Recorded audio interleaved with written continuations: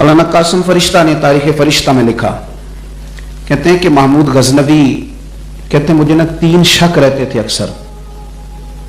एक मेरे दिल में यह था कि मैं वाकई सुबकुतगीन का बेटा हूं या किसी और का।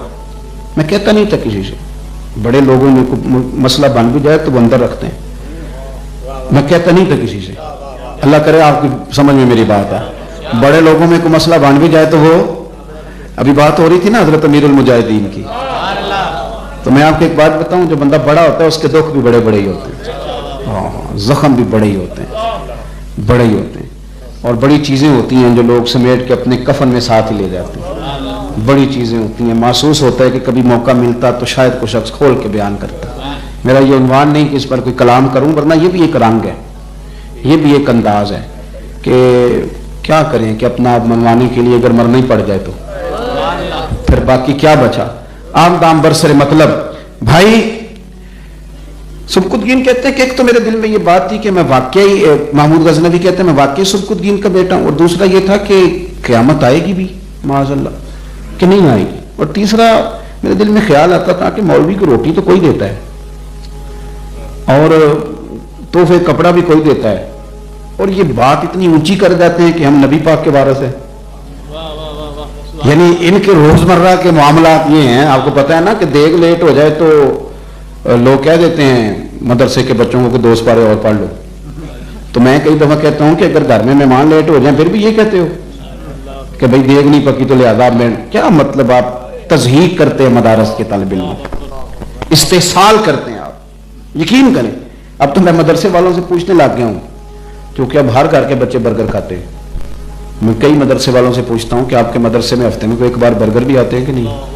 इन बेचारों का हक नहीं है, नहीं खा सकते क्या? ये आप इनको दुनिया की सबसे छोटी मखलूक गिरी हुई समझते हैं माज़अल्लाह? इनको इजाजत नहीं है। अब कौन है घर जिस घर के अंदर हफ्ते में 2-3 दफा फास्ट फूड नहीं आता? तो आप पूछे अपने मदारस से, वहां भी आता है, वहां तो उनको तवक्कुल का दर्ज देते हैं, और वो बंदा तवक्कुल का दर्ज दे रहा होता है जो घर में मर्जी का खाना नहीं पकता तो होटल पे चला जाता है, वो इनके लिए दर्ज छोड़ता है। वो अल्लाह ताला हमें समझने की तौफीक अता करे।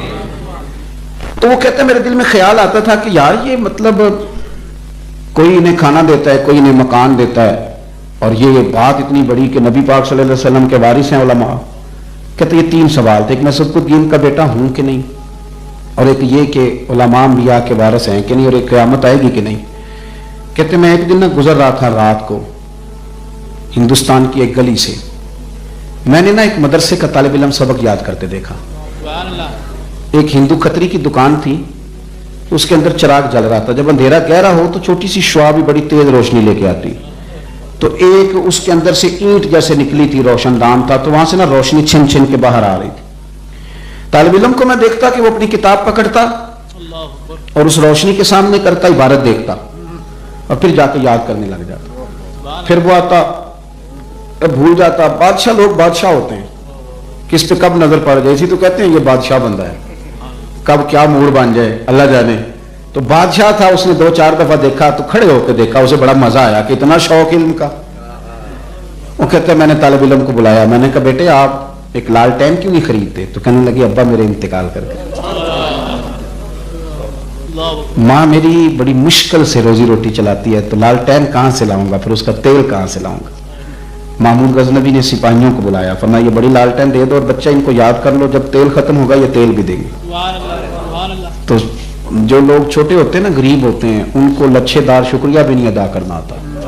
हाँ, ज्यादा से ज्यादा 2 आंसू ही है ना, वो लच्छेदार शुक्रिया भी नहीं अदा कर सकते।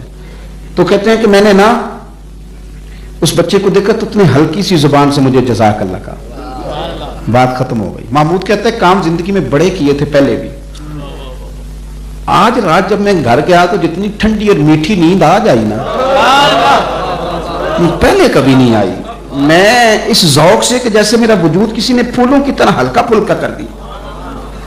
महमूद गज़नवी कहते लोगों अजीब नज़ारे मैंने देखे कि सारा मेरा शहर महकने लगा, खुशबू फैल गई, रौनकें लग गई, और कहते हैं मैं ख्वाब में क्या देखता हूं कि मदीने वाले रसूल तशरीफ ले आए। चिर होया मैनू तरले लैंदियां, चिर होया मैनू तरले लैंदियां, चिर होया मैनू तरले लैंदियां, कदी मोड़ मेरे वल वागां, कदे मोड़ मेरे वल वागा, ख्वाब मेरी विच एक बार जावे मैं सारी उम्र न जागा।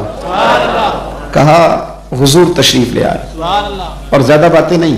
3 सवाल थे मेरे, सुबकुतगीन का बेटा हूं कि नहीं, क़यामत आएगी कि नहीं, उलमा अंबिया के वारिस हैं कि नहीं। कहते हैं कुर्बान जाए, नबी पाक ने एक जुमला कहा और मेरे तीनों सवालों के जवाब दे दिए।